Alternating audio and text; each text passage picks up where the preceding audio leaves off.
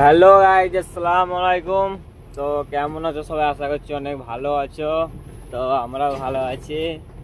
তো গাইজ এখন বাজছে, ঠিক আছে, দেখতে পাচ্ছ, মানে বুঝতে পারা যাচ্ছে না, ঠিক আছে, গাড়ি চালাচ্ছি তার জন্য মানে আমরা হচ্ছে ঘড়িটো ব্লার ধরে নিয়েছে ক্যামেরাতে।